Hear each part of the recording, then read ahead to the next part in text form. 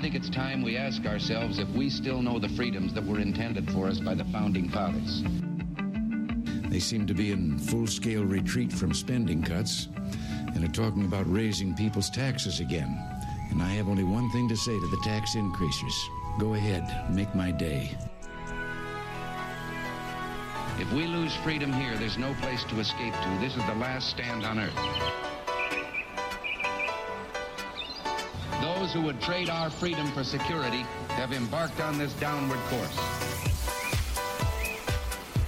Whether we believe in our capacity for self-government or whether we abandon the American Revolution and confess that a little intellectual elite in a far distant capital can plan our lives for us better than we can plan them ourselves.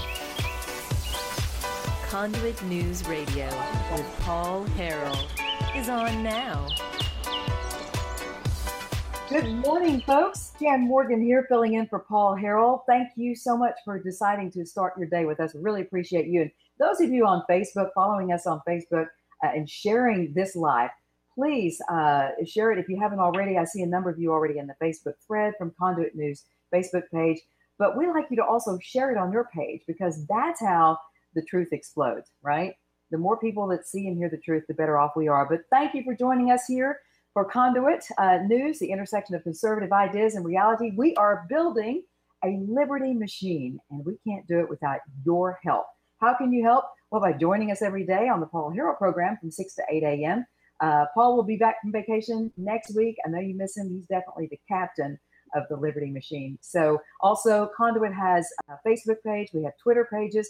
And be sure to check out the new Conduit website, conduitnews.com, www.conduitnews.com. That's where you can find all the different ways that you can not only support Conduit with your donations, but also sharing their articles, the latest news and information from the number one source of Arkansas conservative news and politics. So proud to be filling in for Paul. We have a great lineup for you today. You're going to be really surprised at some of the folks. I'm very excited to announce that we have an exclusive interview with Representative Mickey Gates.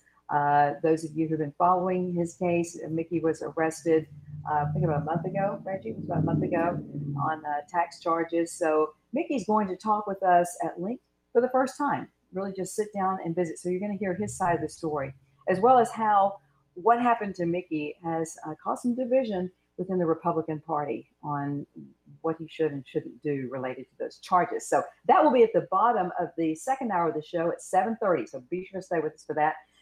We also have with us Hannah Webb. Hannah is my favorite millennial, other than my daughter. Okay, fair enough. My daughter wants to say I'm not a millennial, but she is. I mean, we are. We can't help because it. you don't embrace that millennial mentality. You are what you are. So Hannah was the president of the College Republican. She's a law student, and she's just one of my favorite conservative millennials. Well, thank you. She is amazing. And Hannah's going to be talking with us about this whole concept of millennials and how they're embracing the socialist movement. I mean, that is scary to me. So I've asked Hannah to bring us some input on that. We also have coming up at the bottom of the hour, 6:30 today, Tim Lawgaines from Patriots of 746 Group. Tim is going to break down for us the enhanced carry legislation, that permit, that new permit that state police have offered, that legislators passed, that I have been saying all along is just horrible. It's absolutely, it's not worth the 25 pages of extra restrictions that it's written on. As an instructor, I refuse to teach it, and I don't want the enhanced carry license. So, but Tim is going to break down for us exactly what's wrong with it. So if you are thinking about getting the enhanced or already have it and didn't realize there were some problems, you're going to understand it when Tim gets through discussing that with us today, and that's at 6:30. And then also at 7 o'clock, Dr. Jack Sternberg, former leader of the Tea Party in Garland County, Arkansas, he's going to be joining us to talk about a very controversial topic, that medical marijuana issue.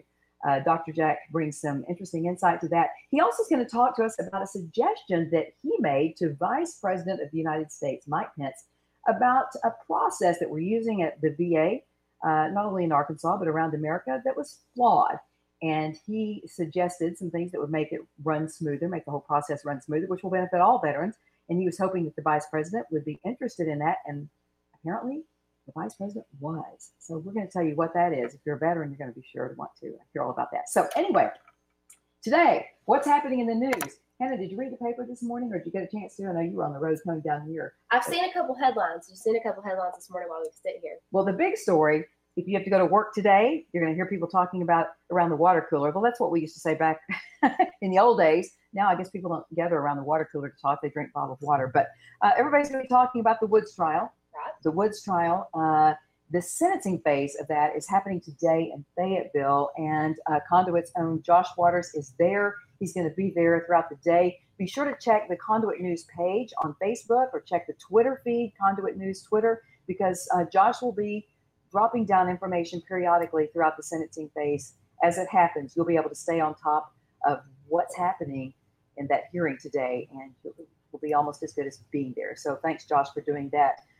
Also, related to the whole scheme and all the lawmakers that have been brought down in that, the Arkansas Times released something yesterday I think a lot of people are still talking about today, and that is the 500 pages of text messages exchanged between those guys.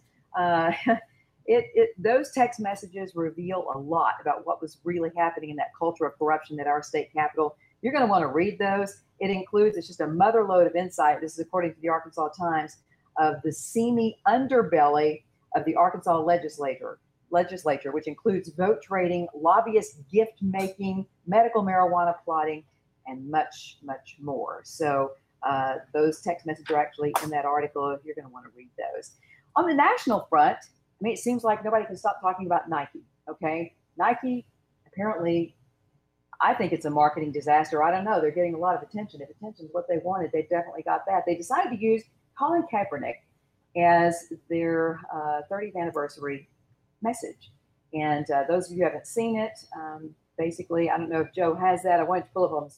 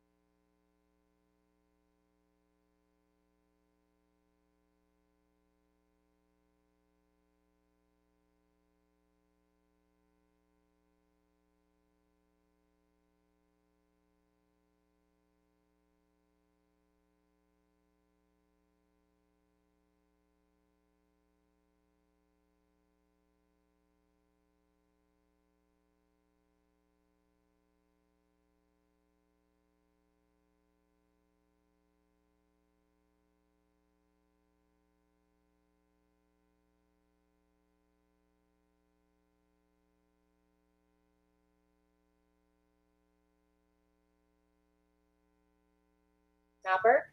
Go look at her remarks back to them. I think it's on her Facebook page, and there's several articles written about it. She took them to school with her. She did like with Taya her response. She's amazing. Yes. So I encourage everyone to go read it if you're a little angry about Nike's choice. Right. So. Okay, so the reason I wanted you to come on today, well, there are many reasons. Hannah's a regular on the Dave Ellswick show, too. Yes. So she's just amazing. But you, Hannah, you came into the Republican Party. In college, you were the president of College Republicans. Yes. And that's where I met you, because I was on a speaking engagement, and you asked some college Republicans to come with you. There were very few there. I wonder, being a Republican on a college campus these days can't be that easy. It's not.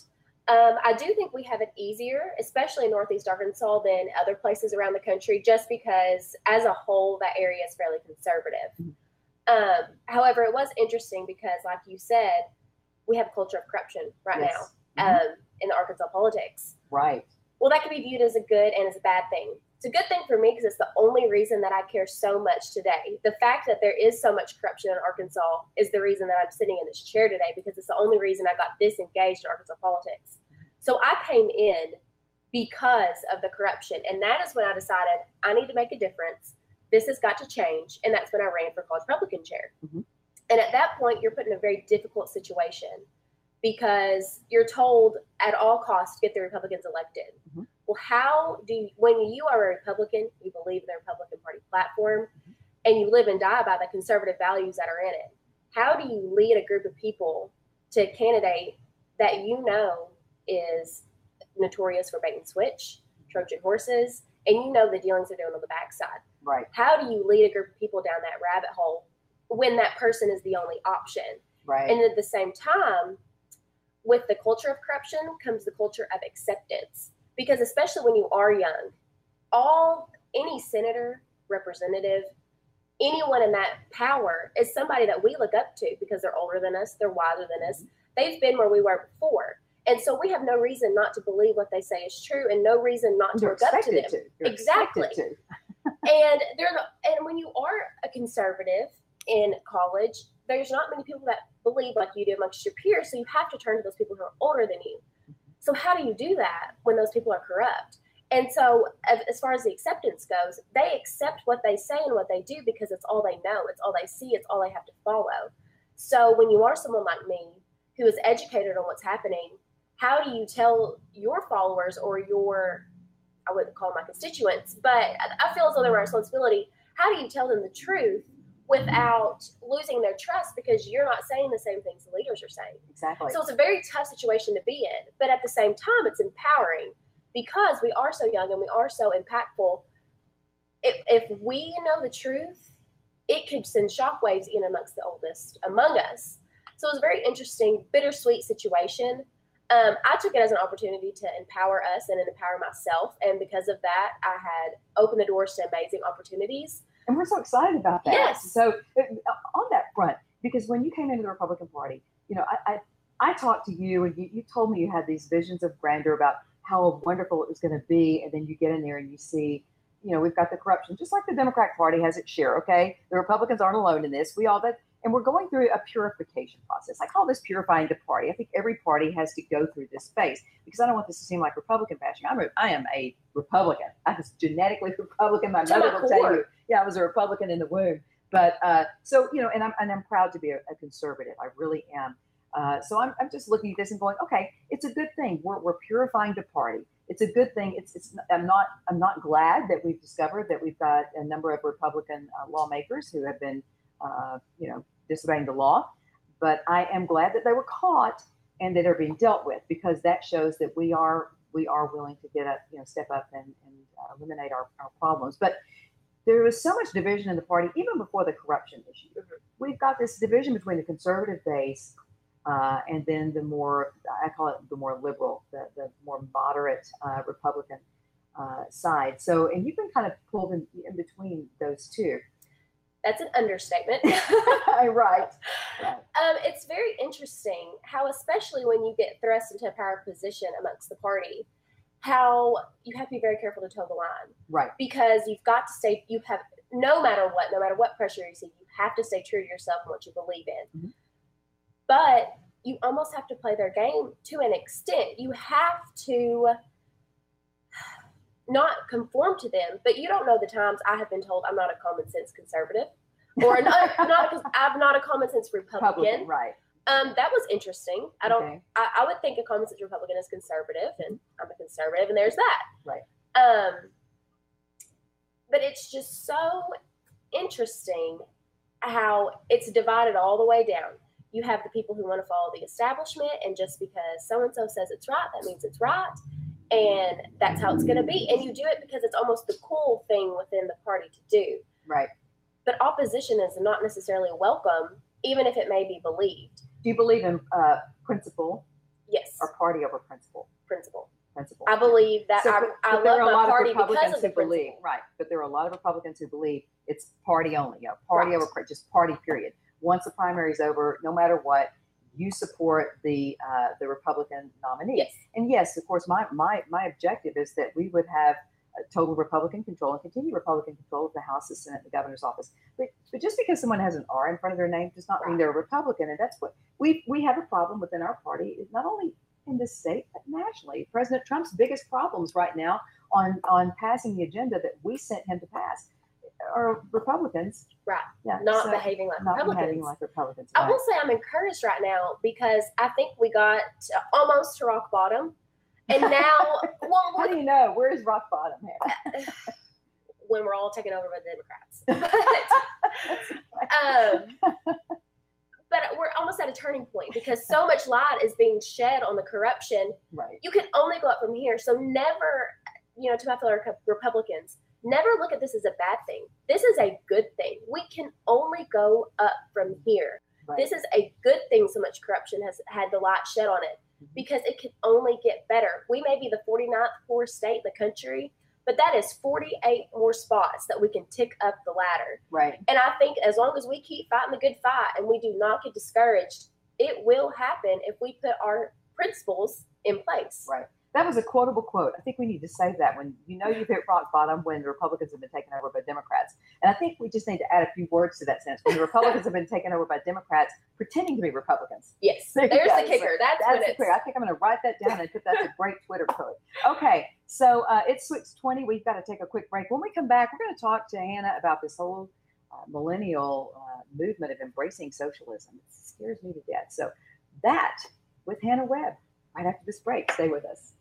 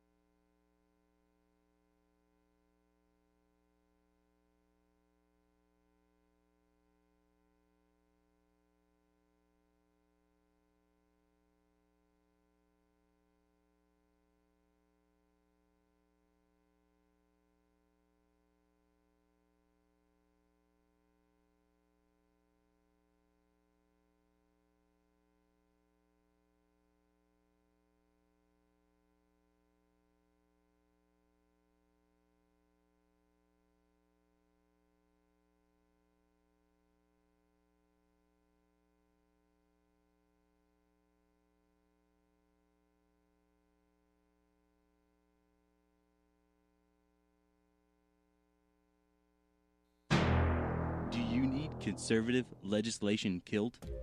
Or do you need policies enacted that ensure government growth? Then you need to get Nephewed. Hi, I'm nephew number 1 of uncle, nephew, and nephew, attorneys at law. I'm not a lawyer, but I am a senator. And I'm nephew number 2, and I am a lawyer and also a senator. Are you the victim of a recent accident in which the voters in your community mistakenly elected a limited government conservative who is now actually implementing the ideas he or she campaigned on? That's right, nephew number 1. Don't be a victim of democratic elections any longer. At Uncle, Nephew, and Nephew, we are committed to killing limited government legislation and promoting bills that increase the size of government by using any tool at our disposal. Because sometimes the truth of the matter is, principles get in the way of pragmatism. Just listen to some of our great testimonials. Ever since I've been using the nephews, all my special interests have been served. As long as you make sure your contract says lobbying services are prohibited, then the legal services of uncle, nephew, and nephew are legal. Trust me, put the nephews on them. It came out of nowhere. I was blindsided last election cycle when my well-funded and paid-for politician lost to some grassroots limited government voters. But then I hired the nephews, and they killed all the conservative policies the voters wanted. I got nephewed. I got nephewed too, and so can you. Uncle, nephew, and nephew will accept compensation via campaign contributions. Put the nephews on them. PHP Parody.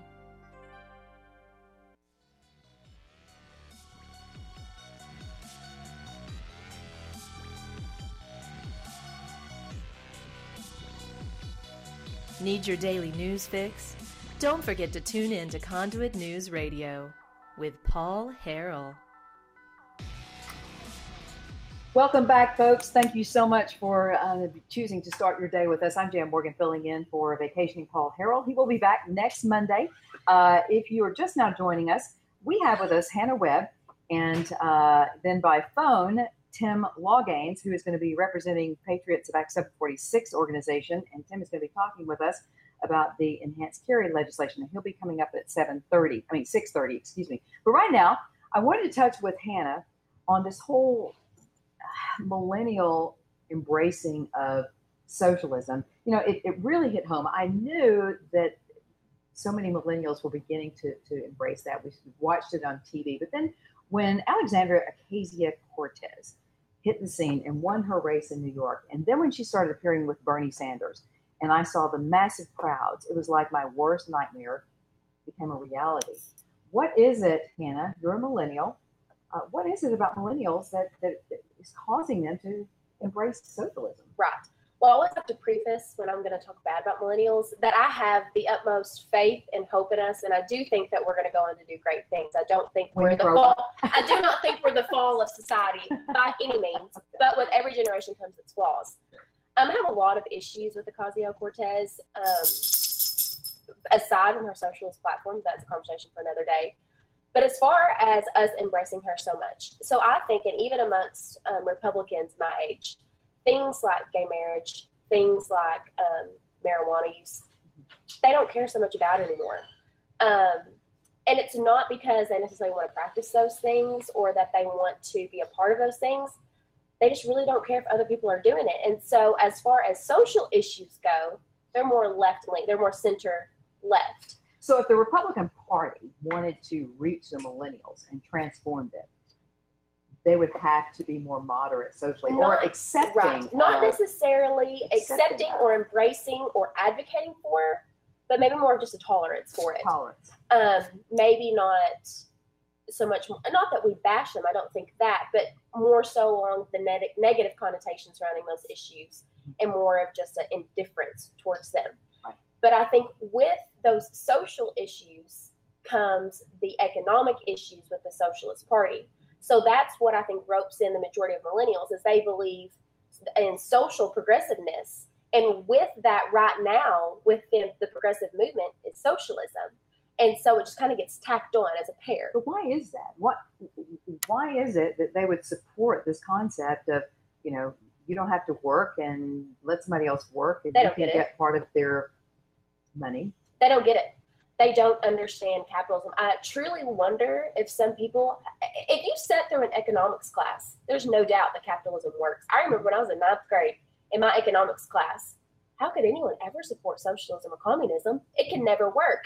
Principally, it can never work. Well, it never has worked exactly. Throughout history. It's like, okay, so socialism has been a colossal failure throughout history, world history. So if you know your history, you understand that it's not going to work. It didn't work anywhere else. It's not going to work in America. So, well, I don't know about other high schools around the country, but I know if you go to my alma mater and you walk down the history hall, you've got a couple coaches showing movies because they don't want to teach.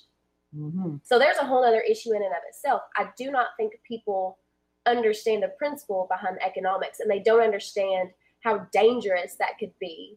Do they understand the Constitution and the Bill of Rights? No. Because millennials are notorious right now for wanting to stifle free speech. They don't believe in the First Amendment unless your speech goes along with their ideas. Right. If it's offensive to them in any way, then you're not allowed to say it. That's basically the general millennial position. I don't at all think I don't think that you could walk up to anyone in the street and ask them what are the 10 Bill of Rights. They have They wouldn't know. Okay, so idea. we're failing in our schools in teaching people the Constitution and Bill of Rights and why they are so critical to the foundation of this country and to liberty worldwide. Because the world watches us. The world watches us. We are that shining beacon of liberty. And if we ever lose that, what is left for the world to hope for? It's a scary thought. It is a what scary is thought, left? Which is now back to why I'm terrorized when I see Cortez appearing with Bernie Sanders. Well, and here's the thing. Philosophical economic issues don't make Twitter feed. They don't make Facebook hot 10-second video. Those aren't the things that are being pushed to my generation. We live in 15-second sound bites. Speaking of seconds and sound bites, we are hitting a hard break right now that we're going to have to take. So Hannah Webb is going to stay with us, and then we're joined by Tim Loggins at 6:30 talking about the enhanced carry legislation. Stick around.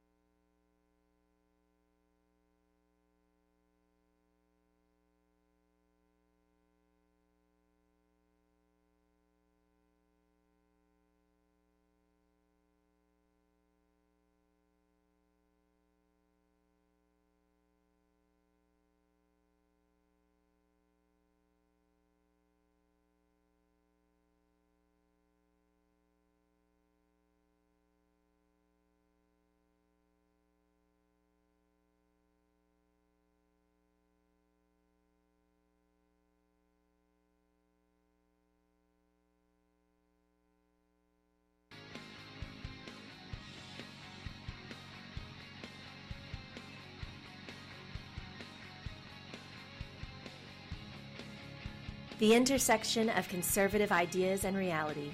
Conduit News Radio with Paul Harrell. Good morning, everyone. Thank you so much for joining us here at Conduit News. Jan Morgan filling in for vacationing Paul Harrell. With me is Hannah Webb. She was a former president of College Republican. She's a law student in Little Rock and one of my favorite conservative millennials. And on the phone with us right now is Tim Lawgaines, and Tim is representing the Patriots of Act 746 organization. Tim, thank you so much for joining us today. Good morning, Jan. Good morning, Hannah.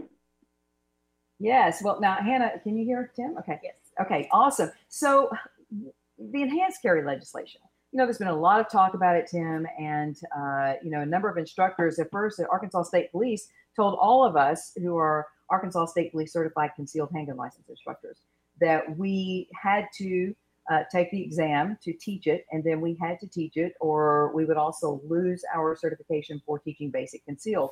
Well, a number of us said, thanks, but no thanks. I'm not going to teach it, and so I'm not going to take the test. And because I have problems with the entire legislation. I fought it at state capitol, and I'm still fighting it now. So what I asked you to do today is break down this legislation for us, for the people that have heard all of us say that it's bad. I'm sitting here holding, this is 25 pages, folks, 25 pages. Now, the basic concealed was 16 pages of restrictions. That's bad enough. This is 25 of additional restrictions. And I wanted Tim to break these down for us because I think you're going to be surprised some of the things that you're going to have to live under and be restricted by if you carry under the authority of this license. So Tim, let's break it down. Let's start at the top. What is your number one concern about the enhanced license if someone is carrying under that license? Well, there's a couple of major concerns, and number one is how the entire bill and law came about. You got to know the history of it to understand how irregular this law was, and that's actually how you got involved down at the state capitol, was the irregularities that started simply because the governor didn't want campus carry. Yes, because I went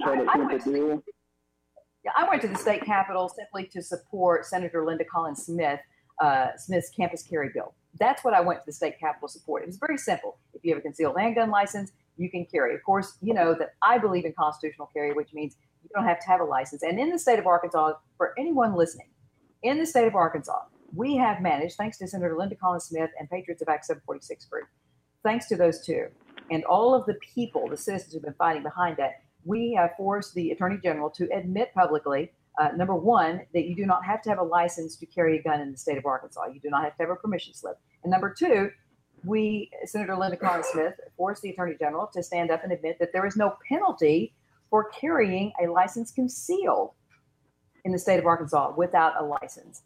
Carrying a gun concealed in the state of Arkansas without a license, there is no penalty. So that is what constitutional carry is. Arkansas is a constitutional carry state. No license required for you to carry a gun on you, in your car, in your home, out in public. So proceed. Well, the opinion you're talking about was her Attorney General's second opinion, which is 2018-002, and she admitted there's no penalty for carrying a weapon concealed. Right. One of the interesting things about that opinion was her last note, a footnote she added that actually kind of makes her opinion that the enhanced carry is unconstitutional, because her footnote says that the state of Arkansas must offer the ability to carry open or carry concealed or both, and that we're a constitutional carry state because you can carry openly without penalty. That's exactly. Unless, of course, you've got an enhanced carry, which is another interesting thing. So to get back to your original question, number one, the history of the law, which is actually two acts, which was Act 562 and 859. They were combined, and 859 was at the insistence of the governor because he got pressure from Walmart and the SEC about sporting events. But you got to understand the history, and you got to understand the conflicts in the law itself, which is 573-322. And you got to understand the conflicts in the law itself. Then you got to understand that actually what state police put out as rules number one, violates the law as written, and number two, adds things to current statutes that aren't there. So let's talk about those. Let's talk about those because what I've been telling people as an instructor who refuses to teach the enhance and refuses to get the enhance, what I've been telling people is you're more likely to find yourself in violation of a gun restriction by carrying under the authority of this license than you are if you just carry under the constitutionally, under the Arkansas State Constitution, Article 2, or the United States Constitution, the Second Amendment, or even the basic concealed carry license. You're less likely to get in trouble by carrying under those than under the enhanced. So what I want you to do is tell us, let's go down the list. What are some of the problem areas of the enhanced? Well, the first thing the state police violated in the law was the fact that the law says all instructors must offer the enhanced carry, and you yourself admit that you don't. The state police aren't enforcing that. So number one, they're not enforcing the law as written. That's a concern the reason when you write a law. They couldn't, Tim, because so many instructors felt the way I did and said, I'm not teaching that. I think they found themselves in a situation where they were like, we're not going to have enough instructors to teach this. And people were flocking to instructors wanting to get that license because they thought that little extra stamp on their license meant they were, further better trained or, whatever the reasoning people wanted that. We've lost thousands and thousands of dollars here at my facility because I refuse to teach it. So, I mean, it's a principle of the matter with me. But yeah, so forcing instructors, but now they've had to back off that. Now they're saying, well, we're going to give you a year to swing by state police and get certified to teach the enhanced before we yank your basic concealed instructor certification. So we'll see if they have to stick with that. What is another problem area? The law on lethal force in Arkansas is 52607. Okay. Folks want to reference that, look it up themselves. And in that, Arkansas is very close to a stand your ground law. It's not exactly stand your ground, but it says that you can use lethal force, if you cannot retreat in complete safety. Well, the state police in their 25 pages of regulations actually omitted the phrase in complete safety in two spots and said that you have a duty to retreat. Now, they came back later in the lesson plan and added that part, but they omitted what they wanted, but they really don't want folks carrying under this enhanced. No, so they don't. They omitted that incomplete safety part. Right, so when you... And they actually added something to the law, man. Right, they added too. So when you carry under the authority of this license, you have a duty to retreat, which means legally, unless you can prove without a doubt, that there was absolutely no way for you to get away from this bad guy, you could find yourself in legal trouble. So, yeah, I don't want to lose my ability to stand my ground. And at my age, I certainly don't want to be forced to have to try to run. Well, they actually added a sentence in there. Actually, it's a paragraph to 607 that they're teaching to the enhanced carry folks that says that manner and means of force. It says to claim justified force or self-defense, that you've got to prove that you used only such force as necessary, and then you could not have avoided the killing or injury. That's not in 52607. That's something the state police added to.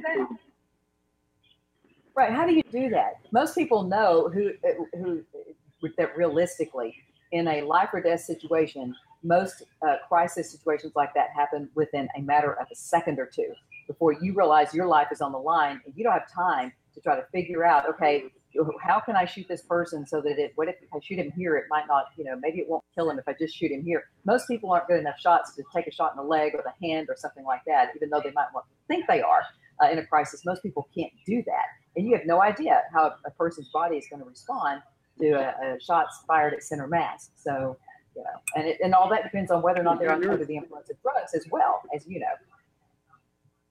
Jan, you're an instructor, and I was a law enforcement instructor for years, and we do not teach shoot them in the leg or shoot to women. We train shoot to stop, and there's a reason for that because we train to neutralize and the law says that, by the way.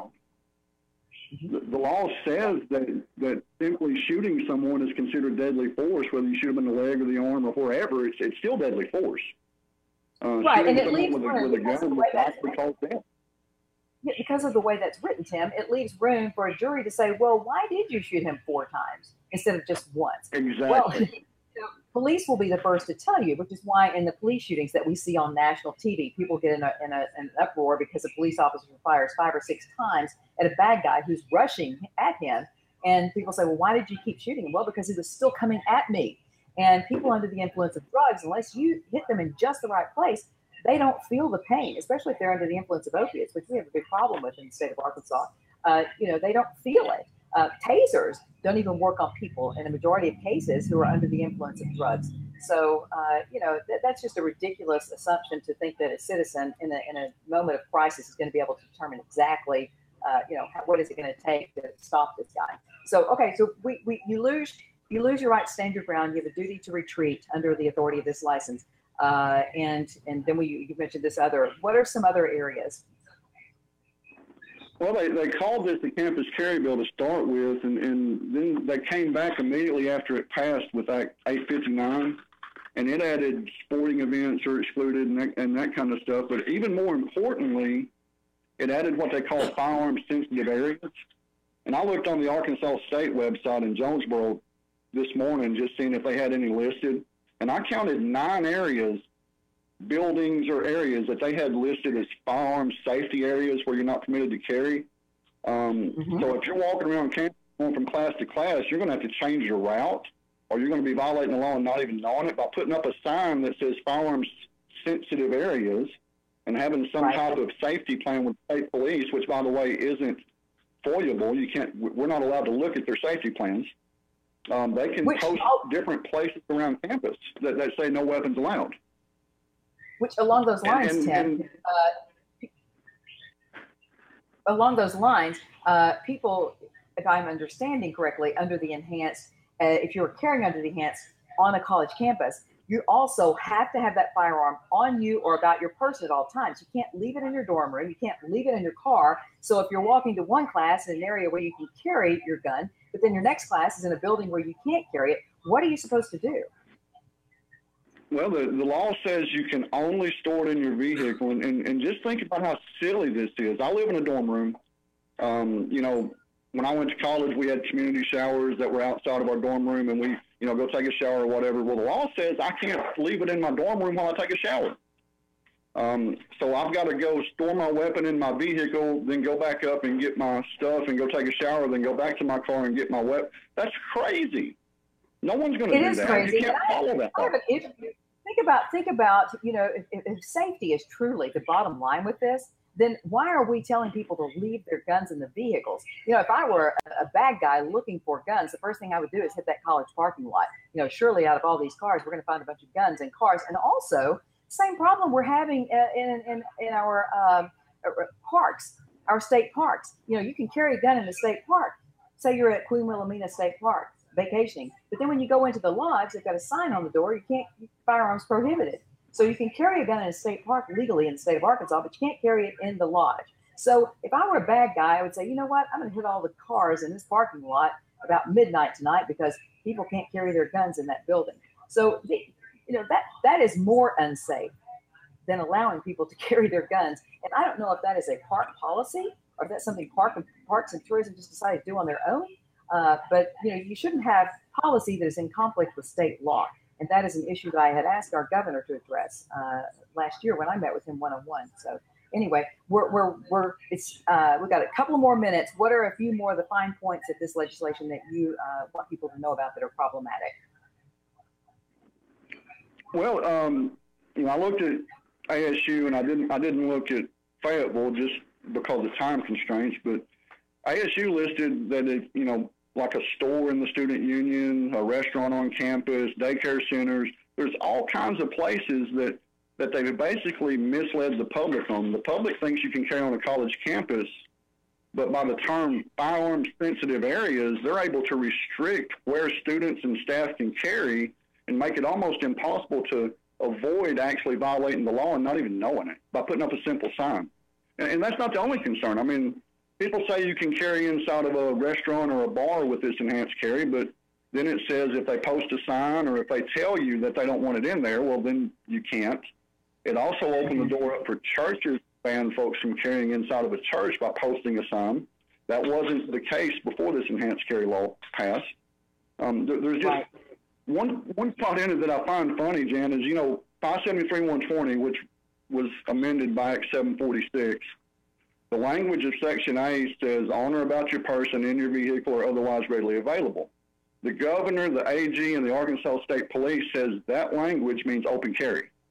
But if you read 573-322, which is the enhanced carry, they use that same language, on or about your person, in your vehicle, or otherwise readily available, to mean concealed. And what's even funnier, Act 486 was passed in 2017, which says the state police can't promote a rule or pass a rule or take someone's license if they're open carrying with a permit. Okay, they violate that, 486, which is now 573-324. They violate that in 322 and say your weapon must remain concealed at all times. So they're violating the laws that have been passed with this law. It's crazy. Well, what's crazy is the fact that here's what's crazy, Tim, and here's my big beef, all right? Republicans have been in control of the House, the Senate, the governor's office, the attorney general, the lieutenant governor's office. We have been in total control of this state now for an entire term, for 4 years. And yet we still have more confusion now than we did before Republicans took over about what our gun rights are in this state. I'm not confused, but a lot of the citizens are. And that is unacceptable, all right? The people of this state, let me just tell you, I'm going to clarify it for you right now, folks. This is the bottom line. Arkansas is a constitutional carry state. That means you can carry open or concealed without a license. You can carry in your car. Your car is legally considered an extension of your home. You can carry in the open in your car, or you can carry concealed. You can carry in your car with your gun on you. All right? So I don't care what anybody else says. I don't care what any prosecuting attorney says, or any judge, or any state police officer, or any local police officer, or any county sheriff says. The bottom line is that's Arkansas law. And anyone who says anything other than that is wrong. If you know your rights, regardless of what happens, you're going to win in the end. So we're going to have to go to a break at 6:50. Tim, hang with us because I want to hear more from you right after this break, okay? Yes, ma'am. All right. We'll be right back. Russellville-based firearms manufacturer Omega are making clones of the most notable German firearms in the world.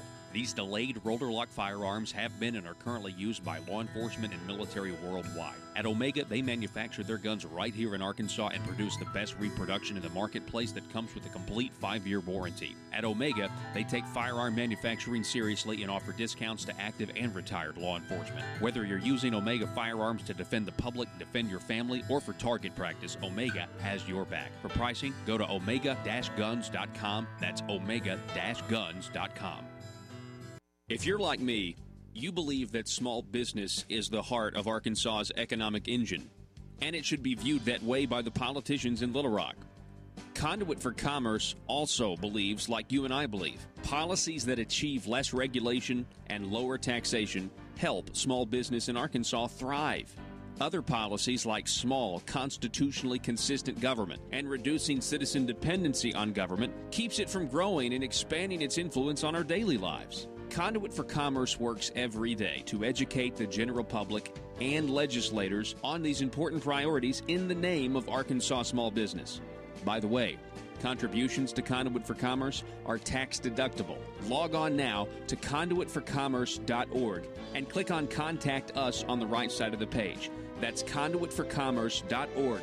Go there now and learn the facts on protecting small business in Arkansas.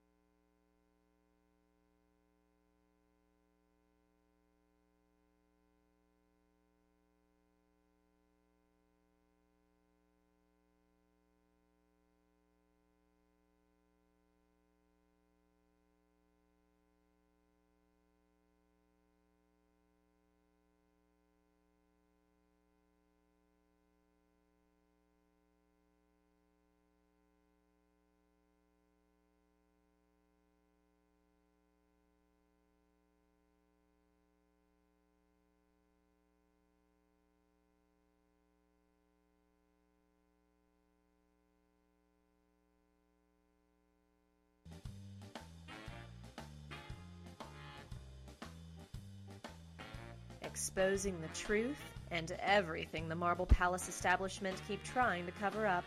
It's Conduit News Radio with Paul Harrell.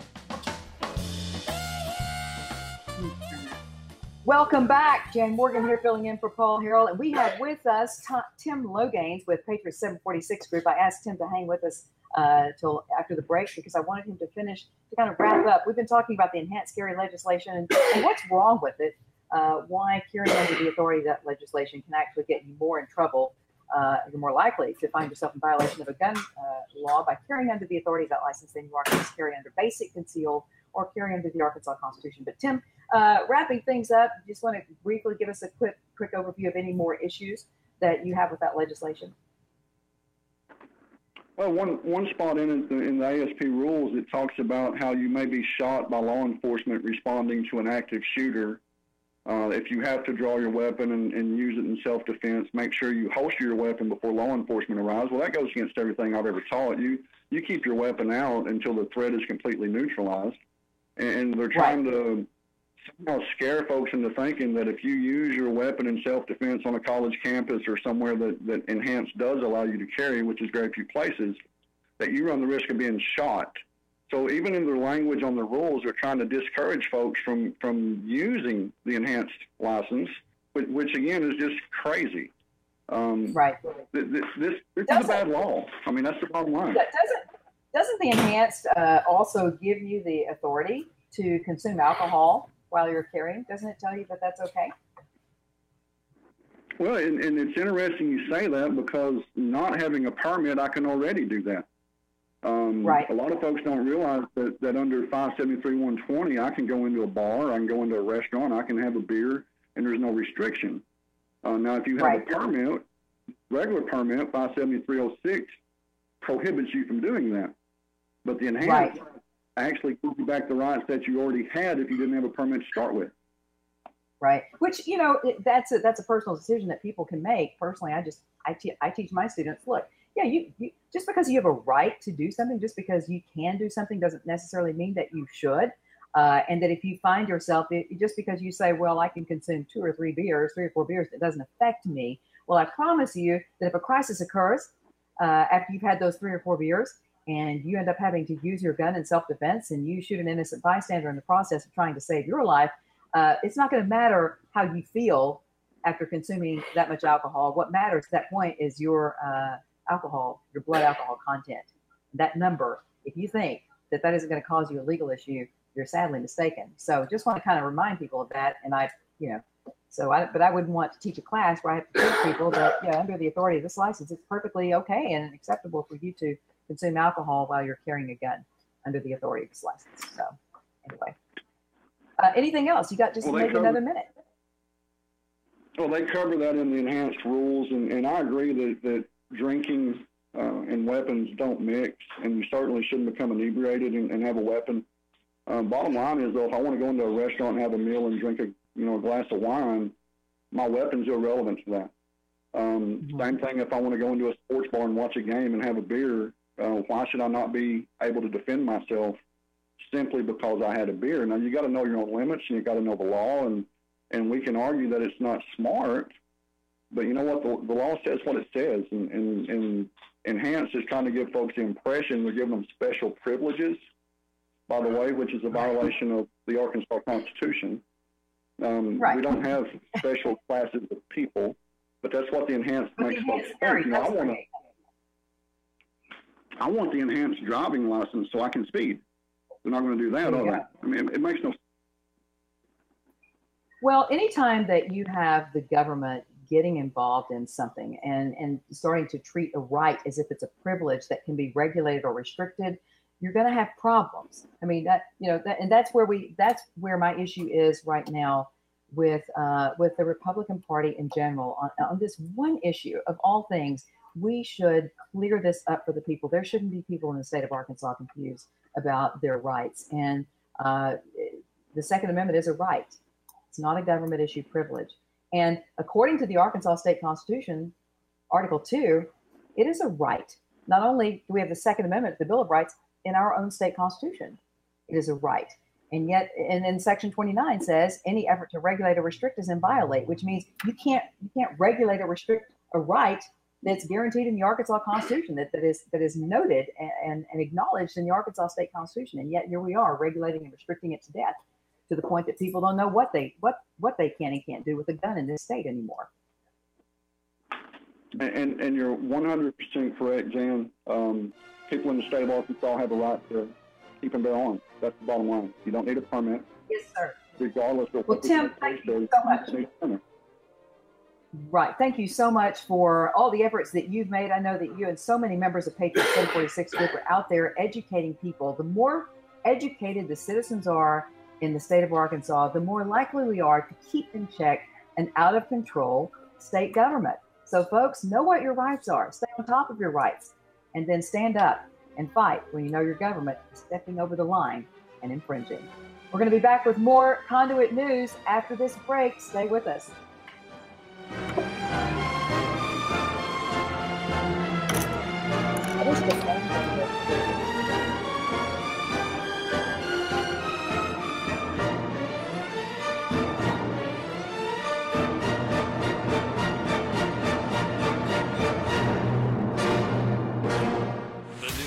Talk of Northeast Arkansas. This is News Talk 101.3 FM and 12:30 AM KBTM Jonesboro, an EAB radio station.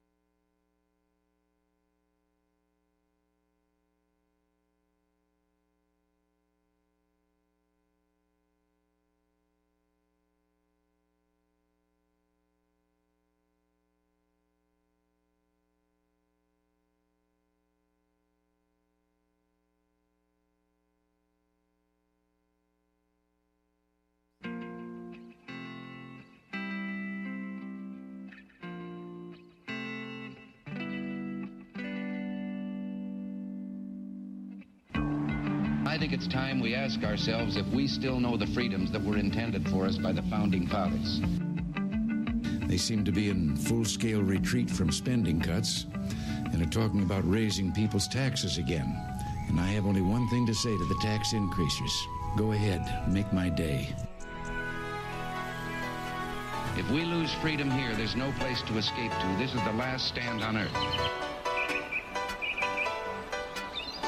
Those who would trade our freedom for security have embarked on this downward course.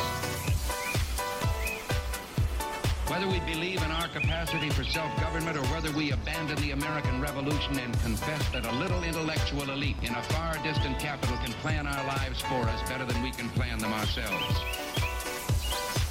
Conduit News Radio with Paul Harrell is on now. Good morning, everyone. Thank you so much for spending your morning with us. I hope your day is off to a great start. Just wanted to remind you very quickly that the Senator John Woods sentencing hearing is taking place this morning, 9 o'clock in Fayetteville. Conduit News, Josh Waters is there, and he's going to be updating us throughout the day on what's taking place. A lot is expected to happen and come out in the sentencing phase, believe it or not. And you can catch Josh's updates on the Conduit News Twitter feed, as well as the Conduit News website, with www.conduitnews.com, the Conduit News Facebook page. I think they're even on Instagram. They're everywhere. So there are plenty of ways for you to stay connected. And if you're connected with Conduit, you're going to get the truth, because that is definitely the number one source in the state of Arkansas for Arkansas conservative politics and news. With us now is Dr. Jack Sternberg, and Dr. Jack is not only my doctor, but I invited him on today because he also is very active in the Republican Party and the Tea Party. Dr. Jack is the former chairman of the Tea Party of Garland County, right? Yes. And I've always seen you at Republican Party activities. In fact, I saw you there a couple of weeks ago at the committee meeting here in Garland County. Absolutely. But, I wanted to talk to you about a couple of things real quickly about the medical marijuana thing, because, that is an issue that you didn't see many Republicans really embrace because, well, you know why. And so we have medical marijuana was passed. The citizens voted on it. It was passed. And so we have that now in Arkansas, except we don't have it because it's been, how many months now? A year? It seems like forever since it was passed. And yet there are arguments and court cases, and it's just dragging out. There was this long process of deciding who's going to get to be on the committee that gets to decide who gets the licenses to distribute and grow it, and it's just a major battle. And of course, anytime the government gets involved in something like this, it opens the door to corruption. And there are already accusations along those lines that have been, and I expect much more of that, which is not unusual. Every state that has passed and has legalized medical marijuana has run into legal issues. I'm not so sure that the way that we're doing it is the best way, but hey, we're doing it. But I wanted to ask you, Doc. Yeah. From a medical perspective, from a doctor's perspective, I mean, what is medical marijuana? Is it really helpful to people who have certain types of illnesses? The problem when you ask from a medical perspective is that there's so little objective scientific data out there that doctors are used to analyzing that it's very difficult to actually say, well, medically I believe in it or I don't believe in it. And all of us have different opinions and different thoughts about it. But were you torn on this issue? Well, when we spoke on the phone, I said to you that I wanted to say right from the beginning that in the 60s and the 70s, I smoked marijuana. I did inhale, not like Bill Clinton. Okay. I enjoyed it, but I enjoyed being high. And when I was high, I didn't want to drive a car. When I was high, I didn't want to try to study. When I was high, I didn't want to do things in medical school and make decisions because I was incapable. But in some states where this is passed, they're already seeing an increase in the number of accidents related to people driving under the influence. So I told you another story that back in the 70s when I was giving cancer chemotherapy to my patients, they were using it to keep from being nauseous because we didn't have very good drugs back then. And I know of cases where people are telling me, I know a guy here in Hot Springs who had chemotherapy, and he was really having trouble. He could not keep any food down. Right. And then he started smoking marijuana, that he was able to. I asked my patients repeatedly, did it keep them from throwing up during the time of getting the chemotherapy? And the answer that everyone gave to me was no, it doesn't keep me from throwing up. I just don't care as much because I'm stoned. Okay. And I learned something from that a lot of the fear of and the negativity of the throwing up was emotional besides the physical. So over the years, since I haven't touched marijuana personally in 40 years, but I have no fear of it because I've used it. Okay, so my problem with marijuana is that it's not a great pain drug. We have better pain drugs. But the pain drugs we have, are they not highly addictive? We are Arkansas, just so you know, folks, Arkansas is number 2 in the nation for opioid addiction. And that's not only a costly venture, but there are also a number of side effects to being addicted to opiates. And everything has a price. Are there side effects to marijuana? For marijuana to work, you have to be stoned. Whether it's for migraine headaches, whether it's for pain, whether it's for fibromyalgia, whether it's for any of these things, you just don't smoke a joint and then function normally. You're functioning stoned. Okay, but so what is the difference between that though and cannabis oil? Okay. I mean, because cannabis oil is another drug that is not very well studied. Cannabis oil comes from the hemp plant. It does not have psychotropic activity, and that's the beauty of it. The claims that you read on the internet is that it works for seizures, it works for migraines, it works for fibromyalgia, it works for knee pain, it works for everything.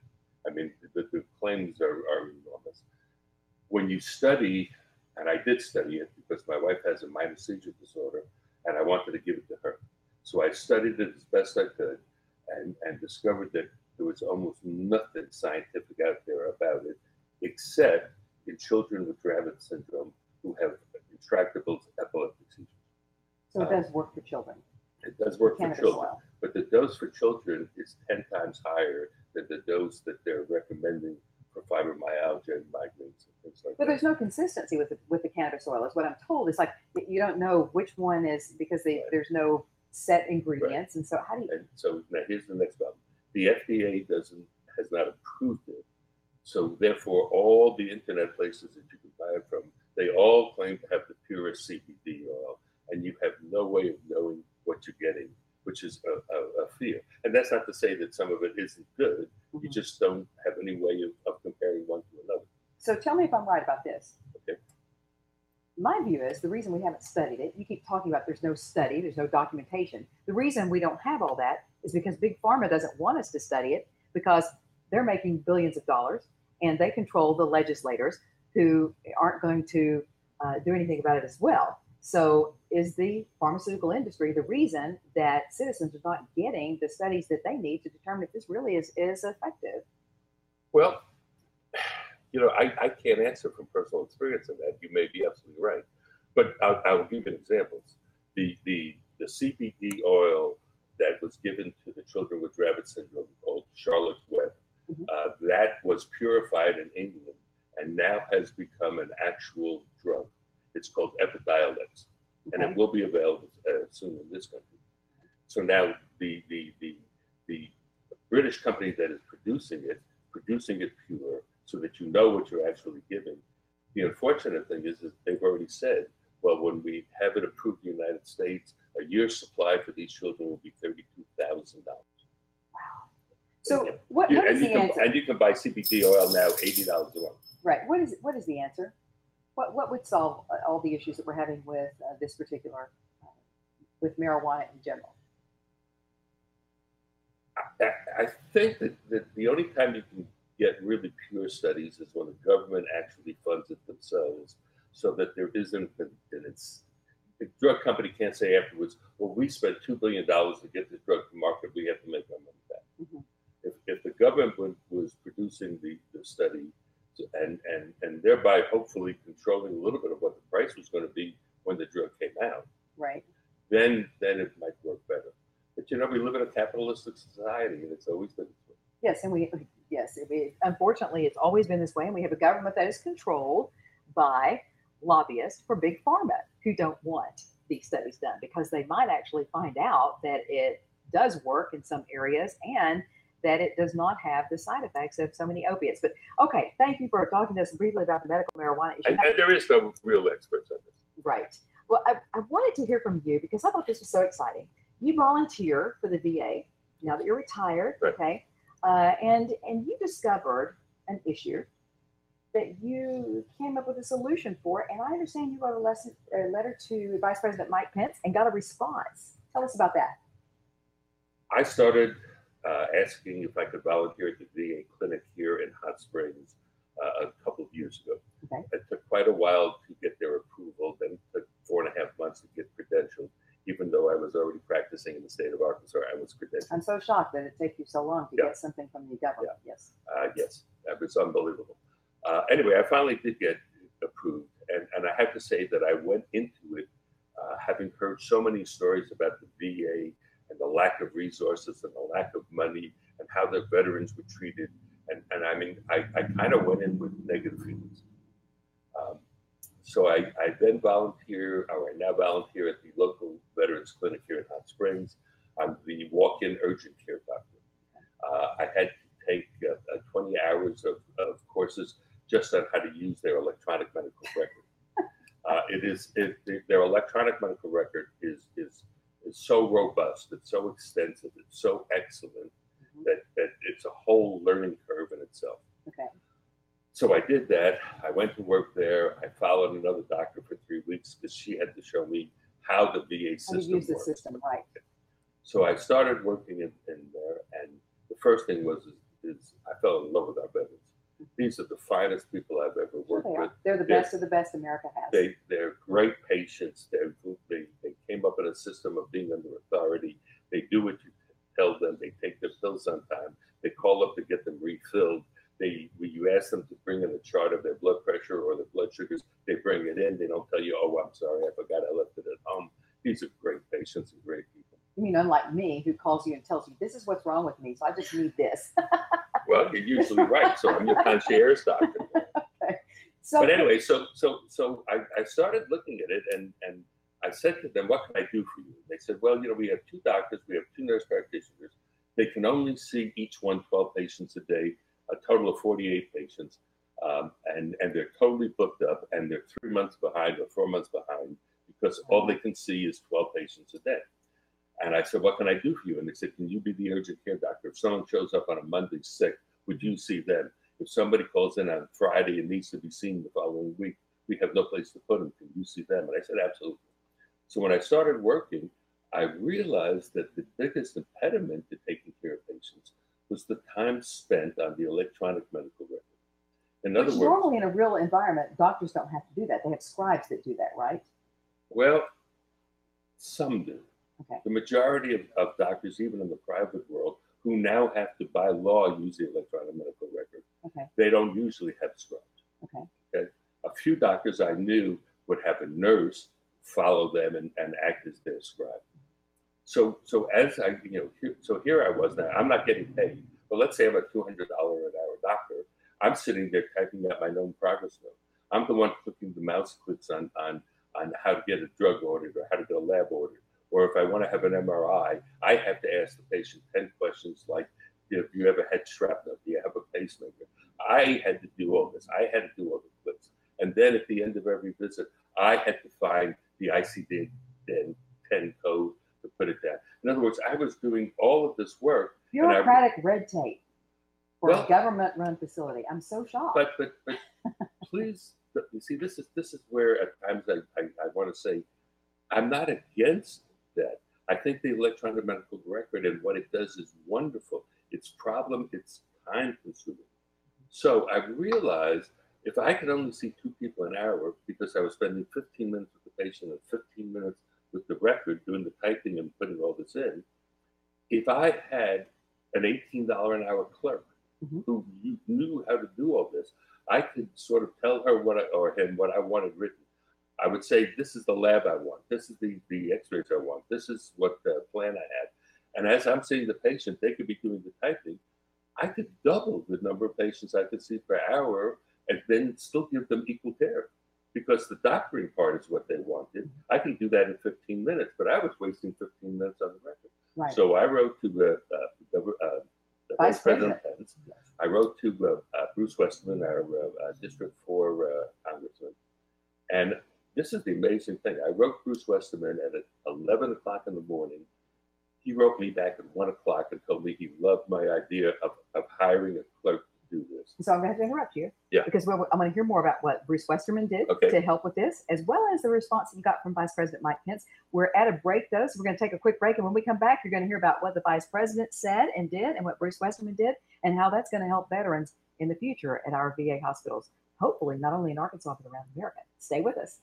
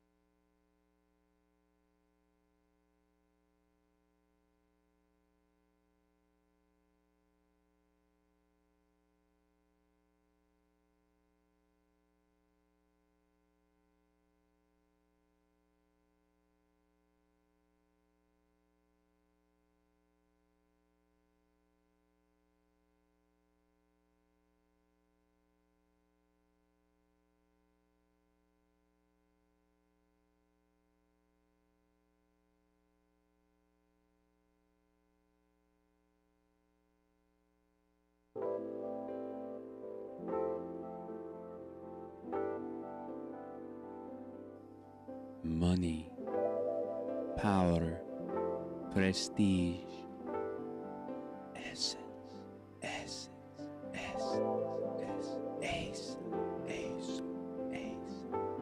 available now from aristocrats serving Arkansas. From the Nata Rhino collection,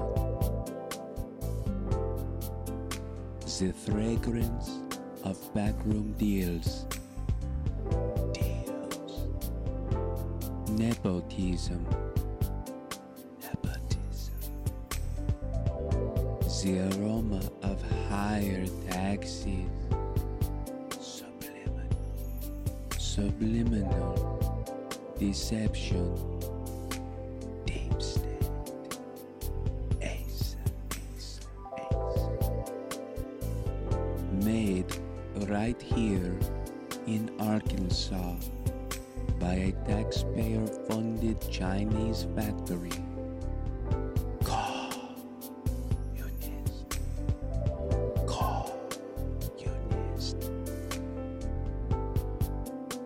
Every bottle carefully crafted for you. Gender neutral. Nothing says aristocrat like Essence of Bureaucrat. Essence of Bureaucrat by Asa. Available now in the Marble Palace gift shop. Paul Harrell parody.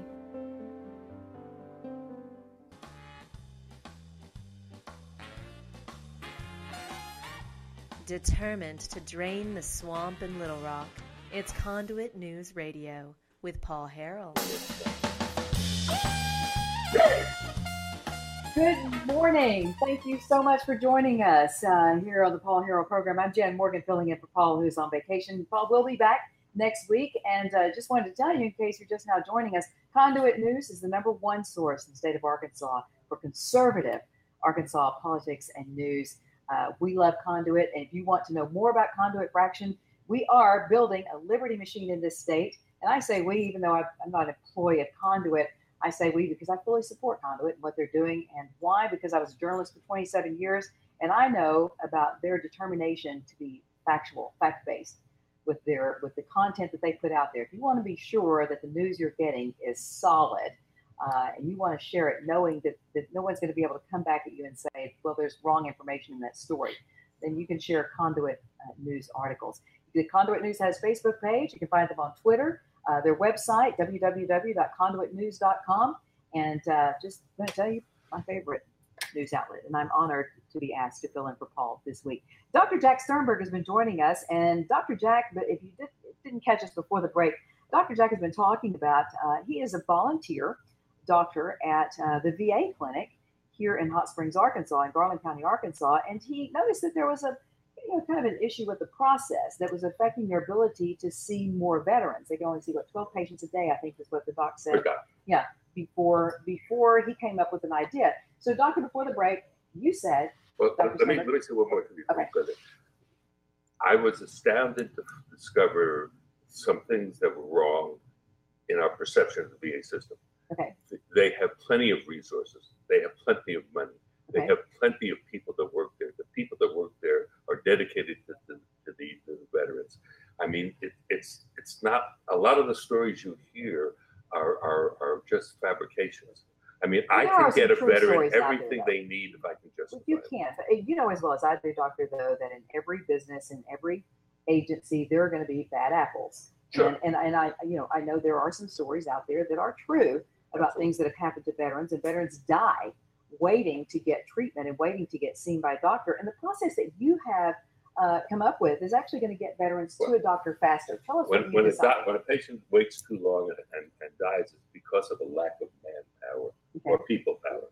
In other words, they need the capability of seeing more patients. Right. So you either can increase the number of doctors and nurse practitioners, or each doctor and nurse practitioner should be able to see more patients effectively. You can't find more doctors or nurse practitioners because there's a shortage in the VA, there's a shortage in private practice, and the two are competing for each other. So it just doesn't exist. The people don't exist to hire. So what can you do? I came up with the idea, and it's not my own personal idea. I know that private doctors, many of them, are using scribes or clerks to use the machine to type in the progress note, to do the ordering, to do all of these things. When I was in private practice and I ordered an MRI, I checked the box MRI, and then my people ordered it. I didn't have to do the ordering. When you're doing it for the government, you got to fill out a bunch of boxes of it, right? I personally have to fill out all of that. Right. I mean, I'm the clerk now. So I wrote to Vice President Pence because a friend of mine knew him well. I used to go to his church. He flew on Air Force Two down at Billy Graham's funeral. And he said to me, when I told him this idea, he said, write me a concise letter. I'll get it to the Vice President. Okay. And then I also said, well, I ought to send this letter both to the Vice President and my local Congressman, Bruce Westerman. Yes, Congressman. Yes. So I sent it to him at 11 o'clock as an email. At 1 o'clock, I heard back from Bruce. He said, I think this is a great idea to hire clerks to do that part. At 3 o'clock, he told me that he had already spoken to the congressman in charge of the VA subcommittee, showed him my letter, and the fellow ends up, he's a doctor, and said back to him, this doctor in Hot Springs has it exactly right. 2 weeks ago, we got funding to start a pilot project to do just that. That's awesome. Yeah. So how long, so you got the funding, and so it's now underway. Someplace. All right. Is it working? I have no idea. You don't know. You haven't actually got to use your own idea yet, right? Well, no. I mean, a pilot project means they're doing it in 2 or 3 places and then ironing out the bugs. Right. But I figured I had got as far as I was going to get, and I'm just happy to be able to say that I know it's happening. Right. Well, that is exciting, and anytime we can help our veterans, it's a good thing. And so I appreciate you taking time to not only volunteer for the VA, but also to look at the system and the process and say, we're spending as much time doing the paperwork as we are with the patients. And if we do it this way, we can see more patients. And I have to say that they're working there. I'm the one that's been blessed. Maybe that's going to be a national thing. I hope so. Thank you, Dr. Jack, for joining us. I appreciate your perspective always. And thanks for all that you were doing for the conservative movement in the state of Arkansas. All right. Very Thank good. You. And we are hitting on a hard break right now. So we're going to be coming back after this break. The interview you've all been waiting for, the exclusive with Representative Mickey Gates, Arkansas State Representative Mickey Gates, an exclusive interview about his tax issues that led to his arrest. Stay with us.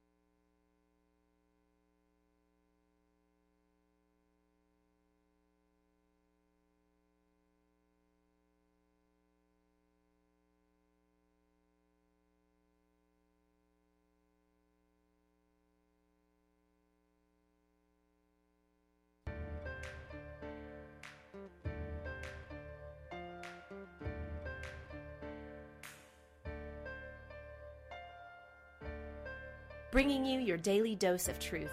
It's Conduit News Radio with Paul Harrell. Thank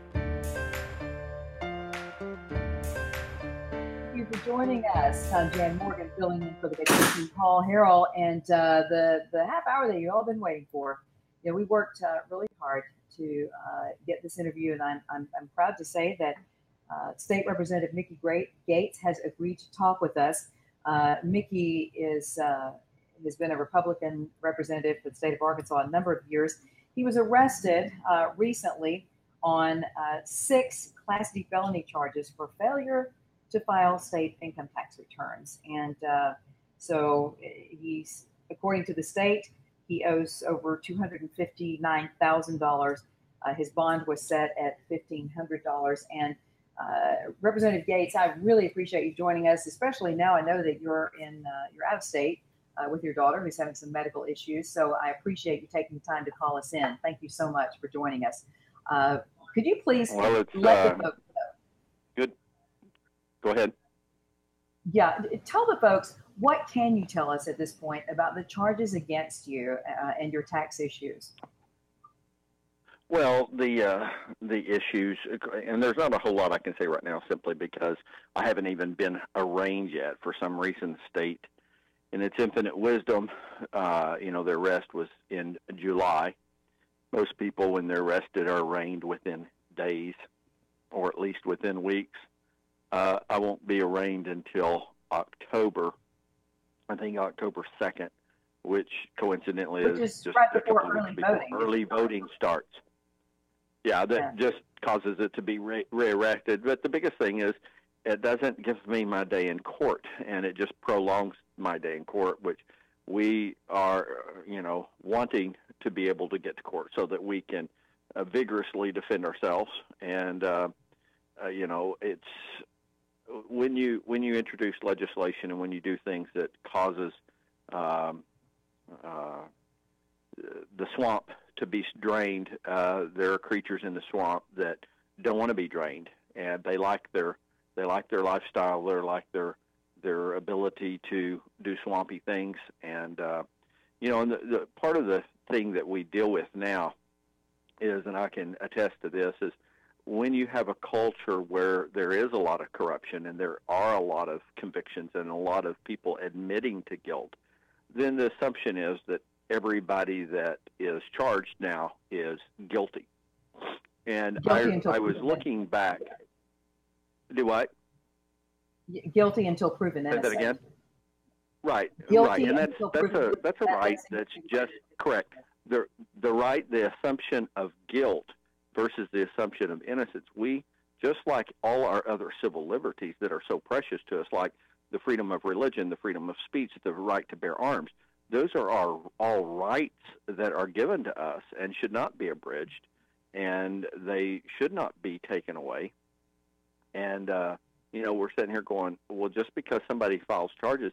I was reading on the Duke lacrosse, if you remember the Duke lacrosse team that was charged with rape. Yes. The prosecuting attorney came out on TV and said, we have irrefutable proof that these elitist, racist soccer or lacrosse players raped this poor woman. And the coach was fired. These young men, their lives were devastated. For years, it was devastated. And it took a full year, and finally, their attorney general of their state stepped in and said, not only are they innocent of the charges, the state, the prosecutor, was actually prosecuted because he denied the evidence and went ahead and prosecuted them for a year, just ruined their lives for a year, and just ignored the evidence. And we have a lot of the same thing going on. And go ahead. You were. I want to clarify. I want to clarify that your situation is separate from the other Republican legislators that have been arrested and charged with kickback schemes and all this. Yours is actually a tax issue related to your personal and your business taxes, according to the Department of Finance. When you brought up the whole culture of corruption thing, we were talking yesterday on this show to two of our most conservative state senators, Senator Brian King and Senator Linda Collins Smith. Both were targeted by the governor's office who openly, and when I say the most conservative, Brian King and Linda Collins Smith are in the top two with the most conservative voting records in our state Senate. And yet our governor chose to strategically endorse Republican opposition and even, support their opposition in those races. And you also have a very conservative voting record. Do you feel that you are the subject of a targeted attack by any group or any faction of the Republican Party or the state government? I don't know from whence the attack comes from. When but you do have feel a department. Oh, absolutely, absolutely. And because it's simple, the simple thing, you ask simple questions. It's not hard. Why is somebody arrested and they're not arraigned for over 3 months? Why do they wait till after a primary when they had all of that? Why do you turn over a file to the state police and say there are no returns, but then you turn around and say, and he owes $259,000? Well, how can you say you owe a liability? How can you have a liability without a return? Anybody knows that you can't have a sum total, without somebody calculating something, either by an individual or a state. And so you're saying you disagree with the state government? You disagree with the Department of Finance that you owe all these taxes? Absolutely, I do. Absolutely, okay. I do. So you're going to fight it, and that's the whole thing. Been fighting it. Oh, absolutely. Because I was told that you were actually making payments to the Department of Finance at the time of your arrest, that you've been making payments over disputed taxes. Right. If you go read what my statements were to the state police on the very, very first meeting that we had with them, I had 2 meetings with them. The very first meeting and second meeting, and those are the things that I'm at liberty to share, are the things that are out there in the public already. And, my sharing with them was that, because that was the charge, was DF&A had turned over a file to the state police and said this guy has never filed any returns. They're not saying I don't pay taxes, which a lot of people are asserting is that I, have ripped off the state of Arkansas and don't pay any income tax. That's not the charge. So did you not file returns for years? Is that true? They're saying, and so the $1,500 goes to the first years of my audit. The first years of my audit was 4 years of audit was what they did first. They found the first 2 years that I didn't owe anything. In fact, one of the year 9, I actually overpaid. I paid too much money in taxes. That's why they can't say, oh, well, obviously you're trying to defraud. Well, if you're trying to defraud and you overpaid, then I guess it really makes you stupid. And so most of what we settled on, and my wife and I own our company, and what we settled on was for our credit card receipts that we had in our business where the ink had faded. We have the receipts, we had the expenditures, they were all part of the filing, but as you know, sometimes credit card paper, the ink fades. Well, our auditor said if she could not read the credit card receipt, that we did not get to write them off. And so that's finally what we agreed to on the first 4 years. And that was what I was speaking to the state police. I said, does it show? Because if they're saying I have never filed any returns, does it say that my wife and I make $1,500 a month payments on those first 4 years of our audit? And he said, yes. Are they being accurate, Vicki?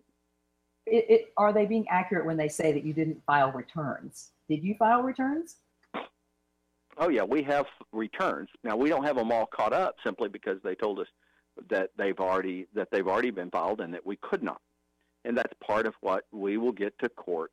We'll get to court and we'll be able to show that we worked in good faith with them. At some point in this process, they said they mailed us a notice of that we owed $259,000 and we had 30 days to apply to appeal it, and which we didn't because we didn't get the notice. And by the way, those notices evidently don't have to be sent out registered or certified, which I find very appalling because generally when somebody owes money, they send out a notice, and when that's not adhere to, then they send out a second notice, and then a third notice, and then they send you another notice, registered and certified. Evidently, the state of Arkansas doesn't have to do any of that.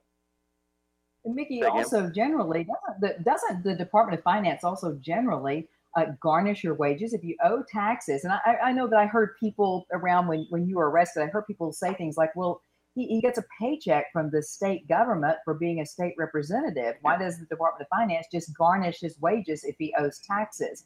They're not saying I owe taxes. They're saying that I did not file because they know that some years I overpaid my taxes. So the issue comes back down to, and this is the whole issue. The issue is, does state government work fairly? Are they fair? Do they do what is right? Do they do what is just? I sat on JPR and worked to try to get the Stanley kids back. Well, how does that involve? You have government employees take kids away from families, and they take them away illegally and unjustly, and they keep them. Well, and the only thing that really brought those kids back was when a senator and a representative stood in their face and demanded they return those kids. This is the problem, is when you have government employees that are smarter than everybody else, and they do what they want to do, and there is no rule of law for them. Well, here's the problem I see. Okay, regardless of whether you're guilty or innocent, who knows? I don't know this, but what I do know is that we do have this thing called due process. And what concerned me most, Mickey, when I watched all this unfold, number one, I thought it was awfully coincidental that the media just happened to be at exactly the right place at exactly the right time that you were arrested. So there was a great media photo op of that. I thought that was highly unusual. Yeah. Whereas on the other hand, Senator Jerry Hutchinson's indictment came out right before the Labor Day holiday. He wasn't to be found. So that information was released in a very timely manner for him, and also at a time after the Republican primary. But here's my deal. The whole concept of due process. Due process is a constitutional right, and yet we had the governor calling for your resignation. We had other Republicans. You had just won a primary handily in your district, and you had a number of Republicans calling for your resignation. So I see two issues here. Number one, the due process issue, and whether or not we are weaponizing state agencies. If a state agency, if we do not protect this process, we're in trouble. If a state agency can come out and say you're guilty and state police need to arrest you, and you can be arrested and then be forced to resign and be asked to resign, if we can eliminate state legislators based on accusations by state agencies, that's a very slippery slope to go down, and it's a direct hit on the Constitution, on the amendment that deals with due process. That's exactly. But also, Mickey, I want you to talk about what's happened. What has happened to you? How has this affected you with the Republican Party? Because it divided the party. Well, it did, because and you hit the nail on the head. I appreciate the fact that I can defend myself, but the thing is to defend somebody's right, you don't have to know the truth at this point in the process. We can come to whatever conclusions, but I have not been able to present all my evidence. I have not been able to. Now the press, they made sure that all that was front page, and they made sure the press was sitting there at the jail waiting for me to turn myself in. They were waiting for me. They weren't waiting for anybody else. They were waiting for me. How did they know I was going to be there? Well, somebody told them. What a coincidence. They could get that picture for the front page. That's correct. But this is about process, due process. Due process is by the process by which we allow people to defend themselves. The Duke lacrosse team, the prosecuting attorney came out and said, this is all our evidence, and these are white, privileged, racist rapers. They raped this poor woman. And come to find out, they did not. And they were stolen from their right to due process because they were judged guilty by people. They had marches on the university. They had everybody, and mine made national news too because it's not even being reported correctly. But the comes to due process, I appreciate the fact that you can afford me the right of due process without having to include I'm innocent, because it is due process by which I have the right to defend myself in the same public, in the same arena by which I'm being prosecuted. But I don't have, I don't. Say again? How did you feel? How did you feel when the governor of this state and basically the top of the Republican Party in the state said you should resign?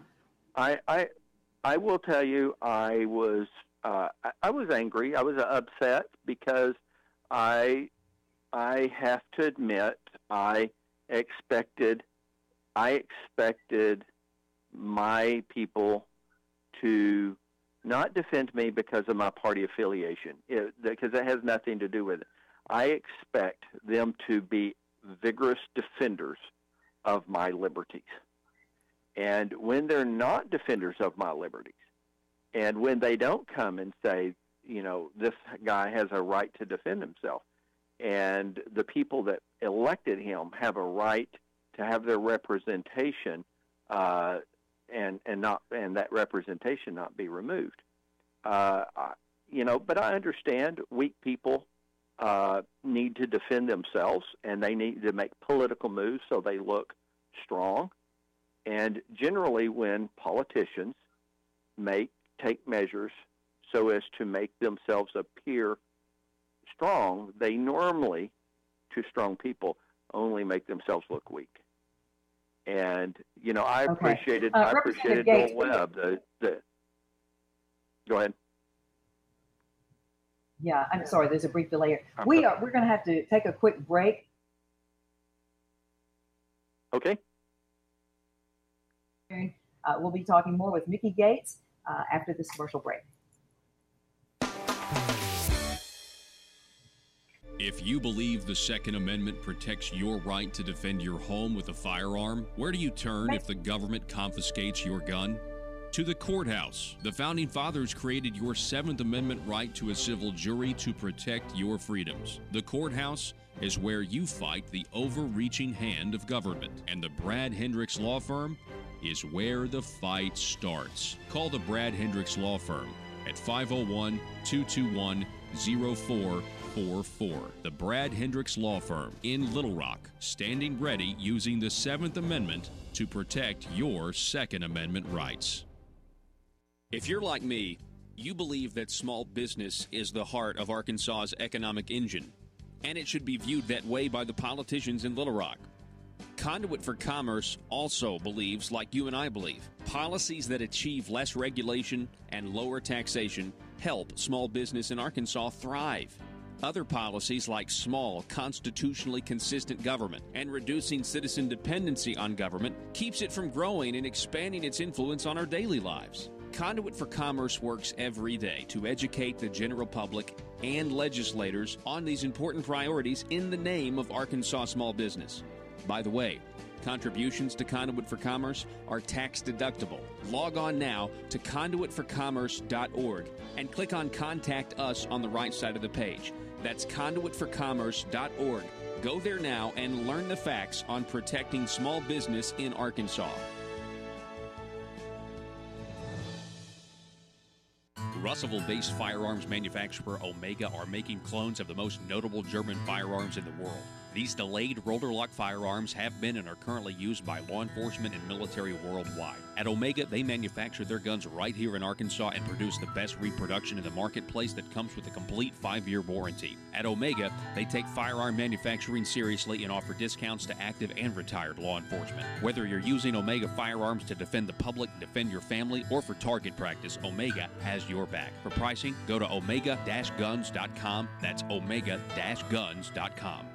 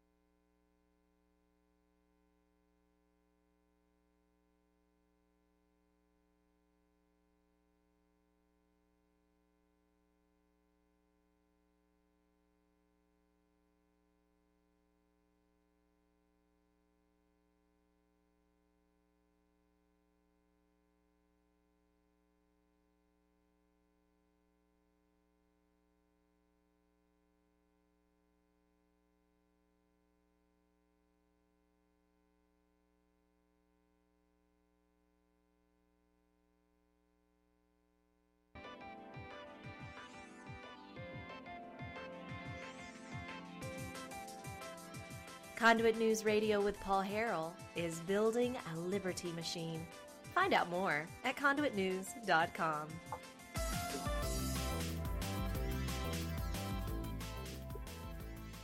Good morning, folks. Thank you so much for staying with us and sharing your morning with us here at Conduit on the Paul Harrell program. Paul will be back next week. I'm Jan Morgan, filling in for Vacationing Paul. We've been talking with an exclusive interview with State Representative Mickey Gates, who has been arrested and charged on 6 Class D felony charges of failure to file state income taxes. And Representative Gates, thank you for hanging with us till after the break, because I wanted to ask you one more thing. What do you expect the people of this state are going to find out when all of this is said and done, when your trial is over? What are people going to learn about the process and about? I think that most people would be appalled at what a state agency can do. And you know, I had right after the arrest, I had members that are on the opposite side of the aisle. Their race is not my race. Their party's not my party. Call me and say, Mickey, do not resign. Do not quit. If you are in the majority party, if they will do this to you, they will do this to anybody. You know, most people, if they were audited, and especially if they ran $1 million company, if you were audited from 10 years ago, could you defend your returns? Could you defend your expenses from 10 years ago? Could you produce the evidence of every expense from 10 years ago? And I dare say the majority of the people didn't even know the state could audit you past 7 years. Well, I have never heard. That comes down to the. Can I ask you this? I don't understand. Clear this up for me if I'm wrong, but I have not ever heard of anyone who's been arrested for not paying their taxes if they had worked out a deal with the state and were making payments on their taxes. And that just making payments on a regular basis, correct?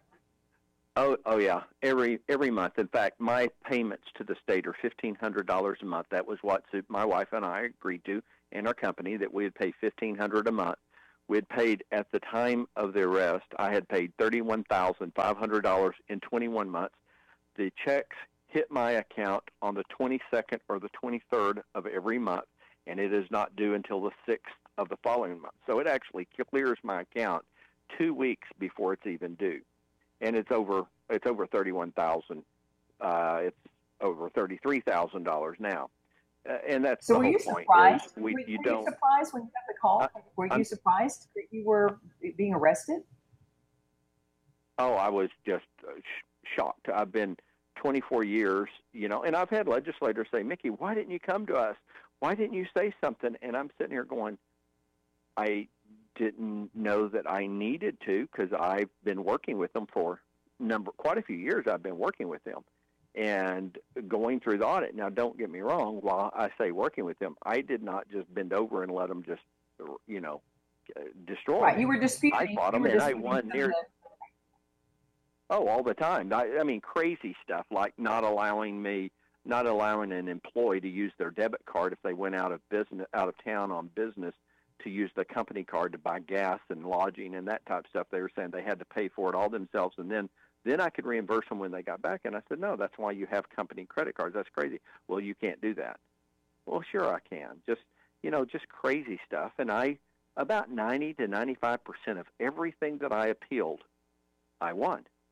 And I know that the auditors did not like that. But the real thing that came down when you say that, and if you go back and look at the website, look at the state's website. Don't look at my website. Don't look at any other. Look at the state's website from the General Assembly, the 90th Assembly, on the website, rcollect.ar.gov, I believe is the website, and you go click on my name, and then you go find the bill that I introduced that said the state cannot audit you or your business past 7 years, and there's a link on there to a report from DFNA, a financial impact report.